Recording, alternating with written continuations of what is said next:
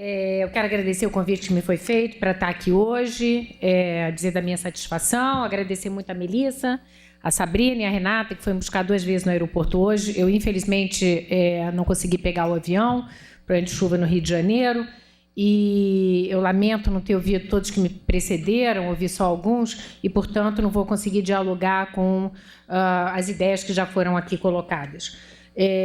Quero agradecer muito ao SEBRAE, estar aqui, também ao MDS, por essa oportunidade. Eu vou tentar ser muito breve. Eu, por acaso, escrevi um artigo, a Melissa tinha me pedido um artigo, eu falei, não, artigo é bem mais complicado de escrever. E acabou que eu tentei fazer um artigo que eu acho que depois, ao circular, vai poder um pouco sistematizar as poucas coisas que eu vou colocar aqui, porque nós temos que sair daqui 6h15, né, que eu tenho que pegar um voo 8 horas, e a gente tem que chegar, ainda tem que fazer check-in, etc. E eu realmente não posso perder esse voo de jeito nenhum, já perdi um de manhã. Então, eu vou tentar fazer parte da minha apresentação, colocar as questões centrais, depois o texto circula, para que a gente possa ter a segunda apresentação, a terceira apresentação e, finalmente, algum debate. Eu não queria me privar de estar aqui para, eventualmente, responder a questões. Bem, a minha intervenção, que eu chamei de empreendedorismo, microcrédito e superação da pobreza, 2 paradigmas em disputa, ela vem levantar alguns alertas, tentando ser um pouco provocativa também, como o Giuseppe, mas numa direção distinta. O Programa Brasil Sem Miséria foi concebido para tratar integradamente 3 dimensões, associar 3 coisas. Primeiro, um programa de transferência de renda, né? Em segundo lugar, a provisão pública de um conjunto de bens, que é aquilo que a gente chama de desmercantilização, né? De um conjunto importante de serviços, de bens meritórios, como a educação, a saúde, e outros que são fundamentais para o processo de autonomização do indivíduo, justamente. E, finalmente, a ideia da inclusão produtiva, que eu acho que hoje, de alguma maneira, embora evidentemente ela seja importante, ela vem tomando a dianteira. Em vez de esse tripé se manter, a gente tem, aparentemente, a dimensão produtiva através de 2 mecanismos prioritários: a capacitação para o empreendedorismo e o acesso ao microcrédito, como aquilo que vai propiciar alcançar a métrica da erradicação da miséria em um curto espaço de tempo. Então, renova-se aquela ideia que havia na gestão anterior do presidente Lula, do meu ponto de vista equivocado, que a porta de saída consiste em arrumar uma ocupação remunerada para substituir o benefício compensatório. Ocorre, nós vamos ver, que a maior parte das pessoas hoje que são o público-alvo do programa Brasil Sem Miséria, eles são pessoas que trabalham, e a gente vai ver que a taxa de ocupação deles, embora menor que a dos outros grupos, ela é relativamente importante, né? Então, a ideia é que a rota de sucesso depende de cada um, e se eu conseguir capacitar, eu volto para a ideia da empregabilidade, que é um conceito que foi muito generalizado nos anos 90, a gente discutia muito quando se falava do processo de flexibilização, eram as características de cada trabalhador que iam permitir que ele tivesse uma inserção exitosa ou não, que seriam a condição primordial para que, de fato, se pudesse deixar a pobreza para trás. Eu acho que a gente está hoje com um encaminhamento de que as oportunidades se dão exclusivamente através de qualquer tipo de inserção pelo mercado de trabalho, e a ideia de trabalho, como eu acho que o Cro colocou, ela tem hoje uma dimensão muito mais ampla, muito mais plural do que a gente tinha antes, quando a gente tinha, evidentemente, o modelo de produção fordista, né? Então, para aquele grupo da população que vive justamente sobremaneira na informalidade, que tem que se virar, que é capaz de criar alternativas surpreendentes para poder sobreviver e, inclusive, continuar buscando alternativas, a ideia dessa visão de trabalho acaba sendo, talvez, uma camisa de força. Então, o que eu queria fazer, a minha exposição tem 3 partes, eu acho que eu vou tratar quase que só de 2 aqui, para falar realmente 15 minutos, primeiro mostrar alguns antecedentes para vocês, para a gente entender de quem que a gente está falando quando a gente está falando desse público-alvo do Brasil Sem Miséria. Qual é a forma de inserção ocupacional recente deles nesse período de crescimento. Depois eu vou fazer alguns alertas que questionam a ênfase no aumento da empregabilidade dos mais destituídos e eu faria depois algumas considerações finais. Eu vou realmente passar depressa, porque não vai dar muito tempo, mas o ponto central é o seguinte: o Brasil cresceu só no ano passado 7,49%, né? Uma taxa de crescimento que só teve equivalente em 1986. A gente levou 24 anos para retomar uma taxa de crescimento tão importante. E a gente teve nos últimos anos, tirando 2009, taxas de crescimento que foram importantes. Bom, isso, evidentemente, mostrou o quão importante é a gente realmente ter oportunidades para que as pessoas possam, enfim, buscar alternativas de remuneração, de trabalho, criativas, inovadoras, e isso, de fato, levou a uma forte redução da pobreza e da indigência. Porém, apesar de um crescimento de 7,5%, o Censo Demográfico de 2010 identifica que há 16,3 milhões de pessoas, alguma coisa como 4 milhões de domicílios que vivem literalmente abaixo da linha de indigência, né? Porque viver com R$70 por mês é realmente um valor extremamente baixo. E que, portanto, é o núcleo duro daqueles que não conseguem se beneficiar das oportunidades que surgem, né? Então, há oportunidades. Muita gente se beneficia, houve gente que saiu da pobreza, houve gente que saiu da indigência. Nós sabemos que os programas de transferência de renda, como o Bolsa Família, tiveram um peso relativamente marginal nessa mudança. Foi a criação de novos empregos e foi a elevação do salário mínimo, que teve um impacto muito grande, né? O crescimento real do salário mínimo, a sua recuperação, na redução justamente dessa pobreza, dessa indigência, medida pelo rendimento demográfico domiciliar per capita, que fez com que houvesse uma redução importante. E aí eu vou mostrar aqui para vocês, onde é que aperta? Deve ser aqui.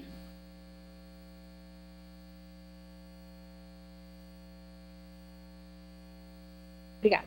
Então, esses são os 3 pontos que eu falei que eu ia discutir. Primeiro, o contexto da evolução recente da pobreza, o que está acontecendo.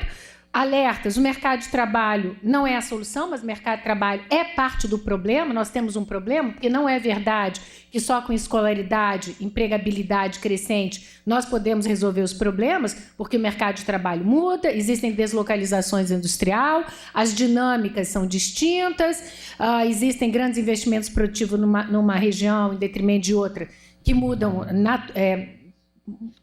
profundamente, justamente, a dinâmica da mão de obra. Então, se a gente acha que ter emprego é resolver o problema, crescendo a 7,5%, tudo deveria estar resolvendo e justamente não está.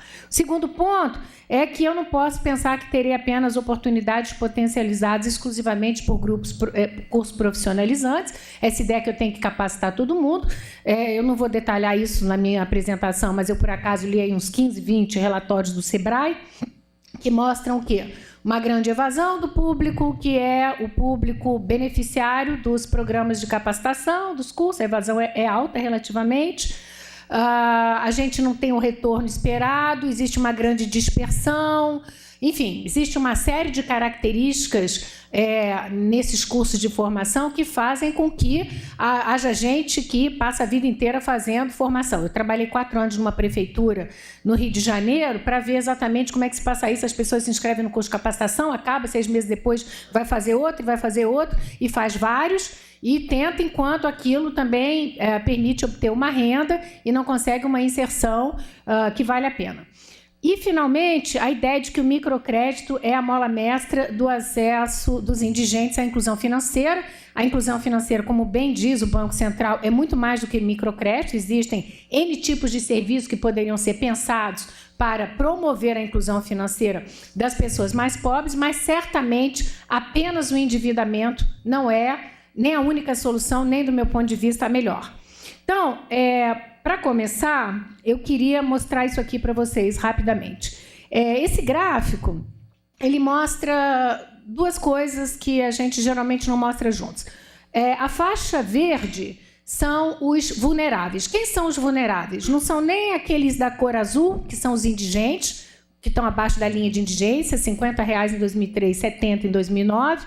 Não são aqueles que estão no vermelho, que são os pobres, que vivem com uma renda entre 70,01 e 140 em 2009, antes era entre 50 e 100, mas são aqueles que ganham até 80% acima da linha da pobreza. Portanto, são pessoas que, em função da dinâmica macroeconômica, elas podem se tornar pobres ou mesmo indigentes, em razão de uma situação familiar, de uma mudança, né, de alguma coisa que acontece, de uma perda, de uma inundação, choveu, perdi tudo, como a gente acabou de ver essa semana, lá para o pessoal não tinha seguro, né, não conseguiu fazer nada, perde a casa, perde a máquina de costura, perde tudo. Esses são os vulneráveis. A gente vê que houve uma forte redução. O número de indigentes cai nesse período de 10 milhões para 5 milhões, mais ou menos, de 15 milhões para 10 milhões, e o número de pobres também cai significativamente, de 20 e poucos milhões para 18. Porém, o número de vulneráveis ele não cai nem percentualmente e ele ainda aumenta em termos absolutos. Então, tem alguma coisa aí como 30 milhões de pessoas que vivem na condição de vulneráveis. Então, isso significa que existe um contingente de pessoas que é igualmente exposto a risco, não é? Exposto à incerteza, que não consegue definir estratégias próprias e que, portanto, vocês veem, esse peso, esse contingente, ele não variou. A gente conseguiu, através das transferências de renda, reduzir muito a situação, né, o número e o peso daqueles que viviam em condições de déficit mais extremo, porém, aqueles que ficam fora, o seu peso se mantém mais ou menos constante. O que tende a indicar também, é claro que nunca são os mesmos, mas que eles também não se beneficiam tanto quanto a gente poderia esperar das mudanças que vêm ocorrendo no lastro, né, do crescimento econômico. Então, eu acho que isso é um dado importante. A outra coisa é a gente ver o que muda, então, para os indigentes, que são, de novo, o público-alvo do programa Brasil Sem Miséria. Se eu olhar o primeiro conjunto de histogramas, eu tenho a taxa de atividade, que vocês sabem que é o conjunto de pessoas que trabalha sobre o total de pessoas naquela idade, né, inativos e ativos. Trabalho ou procura emprego, né? A taxa de atividade reúne quem trabalha e quem procura emprego. A taxa de ocupação, o número de ocupados sobre o total daqueles que se declararam ativos ou que trabalham, que procuram emprego. E a taxa de formalização, a gente sabe o que é, aqueles que ou contribuem para o INSS ou estão numa relação com carteira assinada, militares, etc., tudo que a gente já sabe. Então, isso aqui é para 2003. Vocês vejam que, em 2003, a taxa de atividade dos indigentes, que é o azulzinho, e dos vermelhos é mais ou menos a mesma, né? Mais ou menos alta, é alguma coisa da ordem de 70%. Ela é um pouco mais alta para os vulneráveis, mas ela é bem mais alta para aqueles que estão, de alguma maneira, relativamente protegidos do risco, tá certo? Aqueles que têm ativos, colaterais, etc., e que, portanto, são mais capazes de enfrentar situações onde eu tenho choques econômicos e coisas assim. Períodos de baixo crescimento, recessão, etc. Se eu olhar a taxa de ocupação, isso ainda é 2003, a gente também está vendo que ela tem mais ou menos a mesma escadinha, e aí já com diferencial maior entre os indigentes e os pobres. Porém, se eu olhar a taxa de formalização, o que eu vejo? Aí sim, o diferencial é muito grande, a taxa de formalização é da ordem de 50% para os não pobres, não vulneráveis, e ela vai caindo em escadinha, um em cada 3 vulneráveis consegue entrar no mercado formal, né? Mas para os pobres é 1 em cada 5 e para os indigentes é um percentual muito pequeno. O que acontece em 2009? A gente vê que os valores caíram. Se a gente voltar para trás e olhar aqui, 5,2, 22, 35, a gente vê que o grau de formalização caiu. O que aconteceu no Brasil justamente nos últimos anos? A gente teve um aumento do emprego com carteira assinada. Os dados do CAGED mostram que em 2001 e 2010, o crescimento do emprego formal com carteira assinada variou positivamente 45% aproximadamente, enquanto o crescimento do emprego sem carteira assinada foi, no mesmo período, da ordem de 9%. Então, veja, não só eu tenho um aumento do emprego com carteira assinada, mas os mais vulneráveis perderam participação relativa. Eles hoje são muito pequenos, ou seja, aqueles que tinham alguma condição de sair da condição de extremamente pobres, miseráveis, né, eles conseguiram sair e, portanto, os que permaneceram são aqueles que não têm nem condições de achar um emprego formal. Então, a taxa de formalização cai, o que mostra que, para esse grupo, que é o núcleo duro justamente da indigência, é muito mais difícil passar pela formalização, que é uma forma, né, de ter um emprego protegido, com conjunto de direitos, etc.